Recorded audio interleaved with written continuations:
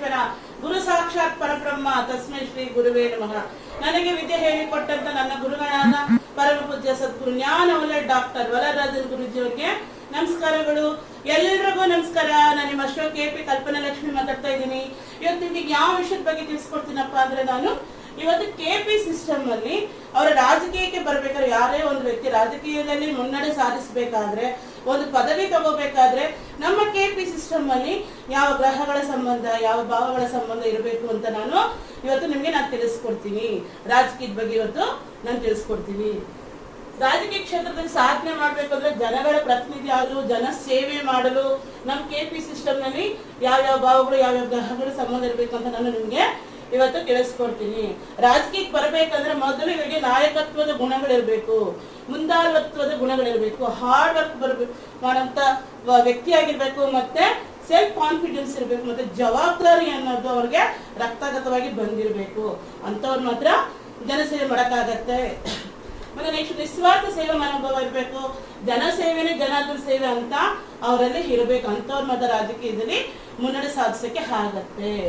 ಮತ್ತೆ ಪ್ರಜೆಗಳು ಯಾವ ಸಮಯದಲ್ಲಾದ್ರೂ ಬರ್ಲಿ, ಯಾವ ಸಂದರ್ಭದಲ್ಲಾದ್ರೂ ಬರ್ಲಿ, ಯಾಕಂದ್ರೆ ರಾಜಕೀಯ ಅನ್ನೋದು ಬಂದ್ಬಿಟ್ಟು ಸ್ವಂತ ಬಿಸ್ನೆಸ್ ಅಲ್ಲ, ಇದು ಜನ ಸೇವೆ. ಅವ್ರು ಯಾವುದೇ ಸಮಯದಲ್ಲಿ ಬಂದ್ರು ಅವರ ಕಷ್ಟಗಳಿಗೆ ಸ್ಪಂದಿಸಬೇಕು. ಅವರಿಗೆ ನಾವು ನಿಸ್ವಾರ್ಥ ಸೇವೆ ಮಾಡಿದ್ರೆ ಮಾತ್ರ ಆ ತರ ವ್ಯಕ್ತಿಗಳು ಮಾತ್ರ ಸಾಧಾರಣ ಪಂಚಾಯತಿ ಅಧ್ಯಕ್ಷರಿರೋರು ಆಗಿರೋರು ಕೂಡ ಇವತ್ತು ದೇಶ ನಾಳಂತ CM ಆಗೋಕ್ಕೂ ಸಾಧ್ಯ. ಇವಾಗ ನಾನು ನಿಮ್ಗೆ ಹೇಳ್ಕೊಡ್ತೀನಿ, ನಮ್ಮ ಜಾತಕದಲ್ಲಿ ಯಾರು ರಾಜಕೀಯಕ್ಕೆ ಬರ್ಬೇಕಂತಿದ್ದೀರೋ ಅವ್ರವ್ರ ಜಾತಕದಲ್ಲಿ ಸೂರ್ಯ ಬಲವಾಗಿರ್ಬೇಕು. ಸೂರ್ಯ ನಕ್ಷತ್ರ ಉಪನಕ್ಷತ್ರದ ಮೂಲಕ 1 3 5 7 9 11 ಇರಬೇಕು, ಸಂಬಂಧ ಇರಬೇಕು. ಮತ್ತೆ 5ನೇ ಭಾವನ ಬಲವಾಗಿರ್ಬೇಕು. ಇವಾಗ ಉದಾಹರಣೆಗೆ ಒಬ್ರು ಜಾತಕ ತಗೊಂಡಿದ ತಕ್ಷಣನೇ 5ನೇ ಭಾವ 10ನೇ ಭಾವ ಸಂಬಂಧ ಇಟ್ಕೊಂಡ್ರೆ ಖಂಡಿತ ಅವರು ರಾಜಕೀಯದಲ್ಲಿ ಬರಬಹುದು ಅಂತ ನಾವು ಹೇಳಬಹುದು. ಮತ್ತೆ ಲಗ್ನ ಭಾವ ಅಂದ್ರೆ ವ್ಯಕ್ತಿಯವ್ರು ಯಾವ ತರ ಒಳ್ಳೆಯವರ ಕೆಟ್ಟವರ ಅಂತ ನಾವು ತೀರ್ಮಾನ ಮಾಡೋದು ಲಗ್ನ ಭಾವನೆ. ಆ ಲಗ್ನ ಭಾವ 1 3 5 7 9 11 ಇದ್ರೆ ಅವರು ನೇಮ್ ಅಂಡ್ ಫೇಮ್ ಮಾಡ್ತಾರೆ. ಮತ್ತೆ 2 4 6 10 ಇದ್ರು ರಾಜಕೀಯದಲ್ಲೇ ಒಳ್ಳೆ ದುಡ್ಡು ಮಾಡಬಹುದು. ಮತ್ತೆ ನೆಕ್ಸ್ಟ್ ನಾವು ಸೂರ್ಯ ನೋಡ್ಬೇಕಾಗತ್ತೆ, ಸೂರ್ಯ ಗ್ರಹಣ ನೋಡ್ಬೇಕಾಗತ್ತೆ. ಅದು ನಕ್ಷತ್ರ ಉಪನಕ್ಷತ್ರದ ಮೂಲಕ ಸೂರ್ಯ ಬಲವಾಗಿರ್ಬೇಕು. ಮತ್ತೆ ನಕ್ಷತ್ರ ಉಪನಕ್ಷತ್ರದ ಮೂಲಕ 1 3 5 7 9 11 ಆತ್ಮವಿಶ್ವಾಸ ಇರಬೇಕು. ಸೂರ್ಯ ಚೆನ್ನಾಗಿದ್ರೆ ಮಾತ್ರನೇ ಅವರಿಗೆ ಆತ್ಮಬಲ ಮತ್ತೆ ಆತ್ಮವಿಶ್ವಾಸ ಇರುತ್ತೆ. ಯಾವ ಟೈಮಲ್ಲಿ ಯಾವ ಇದನ್ನ ಡಿಸೈಡ್ ಮಾಡಬಹುದು, ಎಂತ ಪ್ರಾಬ್ಲಮ್ ನಾವು ಯಾವ ತರ ನಾವು ಫೇಸ್ ಮಾಡ್ಬೋದು ಅಂತ ಶಕ್ತಿ ಸೂರ್ಯ ಚೆನ್ನಾಗಿದ್ರೆ ಮಾತ್ರನೇ, ಆತ್ಮವಿಶ್ವಾಸ ಇದ್ರೆ ಮಾತ್ರನೇ ಅವರು ರಾಜಕೀಯದಲ್ಲಿ ಸಾಧನೆ ಮಾಡಕ್ ಆಗೋದು. ಮತ್ತೆ ಬರೀ ಲಗ್ನ ಭಾವ ಸೂರ್ಯ ಮತ್ತೆ 5ನೇ ಭಾವ ಚೆನ್ನಾಗಿದ್ರೆ ಸಾಕ? ಇಲ್ಲ. ಪ್ರತಿಯೊಂದು ಭಾವನ 1 3 5 7 9 11 ಸಂಬಂಧ ನಕ್ಷತ್ರದ ಮೂಲಕ ಒಳ್ಳೆ ಸಂಬಂಧ ಒಳ್ಳೆ ನಿಂತಿದ್ರೆ ಮಾತ್ರ ಸಾಧ್ಯ. ಒಂದೊಂದನೇ ಲಗ್ನ ಭಾವ ಅಂತ ಹೇಳ್ತೀವಿ. ಲಗ್ನ ಭಾವ ಅಂದ್ರೆ ಅವ್ರ ಇಂಥ ವ್ಯಕ್ತಿತ್ವ, ಅವ್ರು ಒಳ್ಳೆಯವರ ಕೆಟ್ಟವರ ಅಂತ ನಾವು 1ನೇ ಭಾವದಿಂದನೇ ನಾವು ತಿಳ್ಕೋಬಹುದು. ಮತ್ತೆ 3ನೇ ಭಾವನೂ ಅಷ್ಟೇ. 3ನೇ ಭಾವ ಅಂದ್ರೆ ಕಮ್ಯುನಿಕೇಶನ್ ಅಂತ ಹೇಳ್ತೀವಿ. ಅವರ ಜಾತಕದಲ್ಲಿ 3ನೇ ಭಾವ 1 3 5 7 9 11 ಸಂಬಂಧ ಇದ್ರೆ ಅವರು ಮತ್ತೆ ಟಿವಿ ಮೂಲಕ, ಮತ್ತೆ ಮಾಧ್ಯಮದ ಮೂಲಕ, ಮೀಡಿಯಾ ಮೂಲಕ, ನ್ಯೂಸ್ ಪೇಪರ್ ಮೂಲಕ ಅವರು ಒಳ್ಳೆ ಹೆಸರು ತಗೊಂಡಿರ್ತಾರೆ. ಮತ್ತೆ ನೆಕ್ಸ್ಟ್ 5ನೇ ಭಾವ ಪಂಚಮ ಸ್ಥಾನ ಅಂತ ಹೇಳ್ತೀವಿ. 64 ಕಲೆಗಳಿಗೂ ಅಧಿಪತಿಯಿಂದ 5ನೇ ಮನೆಯನ್ನು ನೋಡ್ಬೇಕು. 64 ಕಲೆಗಳನ್ನು ರಾಜಕೀಯ ಅನ್ನೋದು ಒಂದು ಅಂಶ, ಅದು ಚೆನ್ನಾಗಿರ್ಬೇಕಾಗತ್ತೆ. ಮತ್ತೆ 7ನೇ ಭಾವ ಅಂತ ಹೇಳಿದ್ರೆ ಬಂದು ನಾವು ಮೀಟ್ ಮಾಡೋಂಥ ಜನಗಳು, ನಾವು ಸಂದರ್ಶನ ಮಾಡೋಂಥ ಜನಗಳು, ಮತ್ತೆ ಸಮುದಾಯ ಬಂದ್ಬಿಟ್ಟು 7ನೇ ಭಾವ ನಕ್ಷತ್ರ ಉಪನಕ್ಷತ್ರದ ಮೂಲಕ 1 3 5 7 9 11 ಸಂಬಂಧ ಇದ್ರೆ ಮಾತ್ರನೇ. ಬರೀ ದುಡ್ಡಿದ್ರೆ ಸಾಲದು, ಬರೀ ಸೂರ್ಯ ಚೆನ್ನಾಗಿದ್ರೆ ಸಾಲದು, ಲಗ್ನ ಭಾವ ಚೆನ್ನಾಗಿದ್ರೆ ಸಾಲದು, 5ನೇ ಭಾವ ಚೆನ್ನಾಗಿದ್ರು ಸಾಲದು. 7ನೇ ಭಾವನೆ ಸಮುದಾಯ. ಜನಬಲ ಇಲ್ಲದೆ ನಾವು ರಾಜಕೀಯಕ್ಕೆ ಬರಕ್ ಸಾಧ್ಯನೇ ಇಲ್ಲ. ಜನಬಲ ಇರಬೇಕು, ಜನಗಳ ಓಟ್ ಬೇಕು, ಜನಗಳ ಹತ್ರ ನಾವು ಒಳ್ಳೆ ಹೆಸರು ಮಾಡಬೇಕು. ಜನಗಳ ಪರಿಪೂರ್ಣ ಸಹಾಯ ಮತ್ತೆ ಹೆಲ್ಪಿಂಗ್ ನಮ್ಮ ಹತ್ರ ಇದ್ರೆ ಮಾತ್ರನೇ ನಾವು ರಾಜಕೀಯದಲ್ಲಿ ಮುನ್ನಡೆ ಸಾಧನೆ ಮಾಡಕ್ಕೆ ಸಾಧ್ಯ. ಮತ್ತೆ ನೆಕ್ಸ್ಟ್ 5ನೇ ಭಾವ ಬಂದ್ಬಿಟ್ಟು 2 4 6 10 ಇದ್ರೆ ರಾಜಕೀಯದಲ್ಲಿ ರೂಲಿಂಗ್ ಮಾಡುವಂತ ವ್ಯಕ್ತಿತ್ವ ಇವರಾಗಿರ್ತಾರೆ. ಯಾಕಂದ್ರೆ ದೊಡ್ಡ ದೊಡ್ಡ ಟೀಮ್ ಇವ್ರ ಕೈ ಕೆಳಗಡೆ ಇರುತ್ತೆ. ಅವ್ರನ್ನ ರೂಲಿಂಗ್ ಮಾಡ್ಬೇಕಂದ್ರೆ ಇವರಿಗೆ 5ನೇ ಭಾವ 2 4 6 10 ಇದ್ರೆ ತುಂಬಾನೇ ಒಳ್ಳೇದಾಗತ್ತೆ. ಮತ್ತೆ 6 ಅಂದ್ರೇನೆ ಜಯ. ಒಬ್ರು ಸಾಮಾನ್ಯವಾಗಿ ಪಂಚಾಯತಿ ಅಧ್ಯಕ್ಷರವರು ಹಂತವಾಗಿ ಒಂದು ತಾಲೂಕ್ ಪಂಚಾಯತ್ ಅಧ್ಯಕ್ಷರಾಗ್ತಾರೆ, ಜಿಲ್ಲಾ ಪಂಚಾಯತ್ ಅಧ್ಯಕ್ಷರಾಗ್ತಾರೆ, ಕಾರ್ಪೊರೇಟರ್ ಆಗ್ತಾರೆ, ಮತ್ತೆ MLA ಆಗ್ತಾರೆ, ಮತ್ತೆ ಸಚಿವರಾಗ್ತಾರೆ, ಮುಖ್ಯಮಂತ್ರಿಗಳು ಆಗ್ತಾರೆ. ಅಂದ್ರೆ ಅವರಿಗೆ 2 4 6 6 ಇದ್ರೆ ಮಾತ್ರ ಜಯ. ಪ್ರತಿಯೊಂದು ಕ್ಷೇತ್ರದಲ್ಲೂ ಅವರು ಜಯ ಸಾಧಿಸ್ಬೇಕಂದ್ರೆ 6ನೇ ಭಾವನು ಅವರಿಗೆ ಸೂಪರ್ ನಕ್ಷತ್ರದ ಮೂಲಕ ಒಳ್ಳೆ ಸಂಬಂಧ ಇಟ್ಕೊಂಡಿದ್ರೆ ಮಾತ್ರ ಸಾಧ್ಯ. ಮತ್ತೆ ನಾವು ನೆಕ್ಸ್ಟ್ 9ನೇ ಭಾವ ಅಂತ ಹೇಳ್ತೀವಿ. 9ನೇ ಭಾವ ಅಂದ್ರೇನೆ ಪೂರ್ವ ಪುಣ್ಯ ಭಾಗ್ಯಸ್ಥಾನ ಅಂತ ಹೇಳ್ತೀವಿ.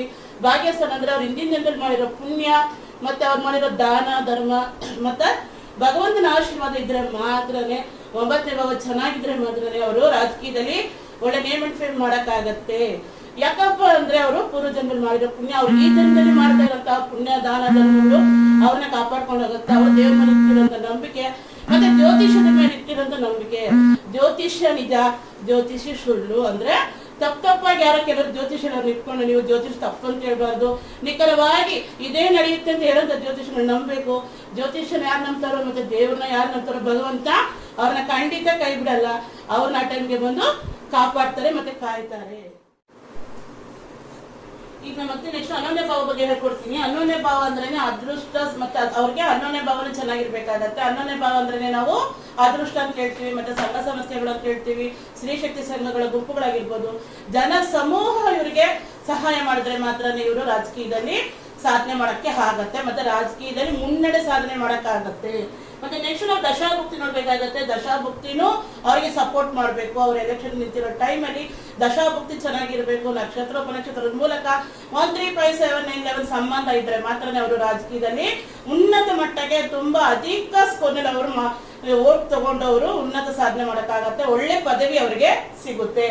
ಮತ್ತೆ ಯಾರಿಗೆಲ್ಲ 1 3 5 7 9 11 ಭಾವಗಳು ಚೆನ್ನಾಗಿರುತ್ತೋ ಅಂತವ್ರು ರಾಜಕೀಯದಲ್ಲಿ ಉತ್ತಮವಾಗಿ ಅವರು ಸಾಧನೆ ಮಾಡಬಹುದು. ಹಲವಾರು ಪದವಿಗಳಿಗೆ ಅವ್ರು ಬರಬಹುದು.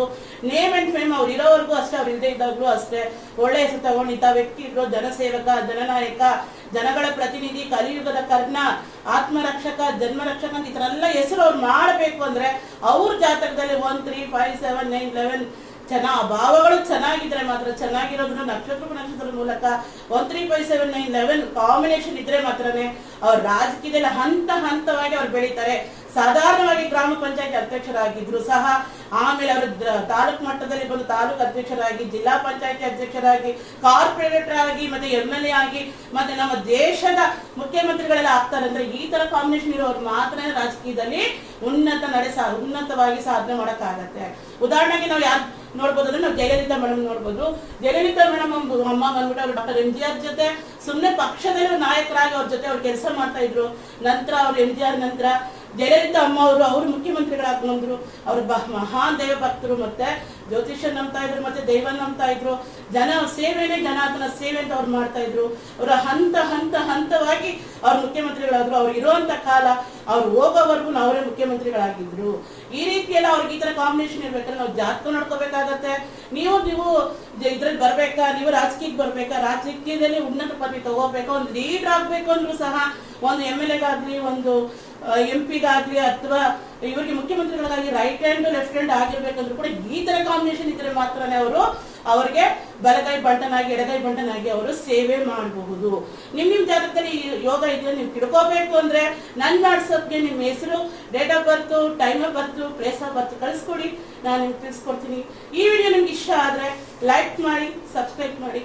ನಮಸ್ಕಾರ.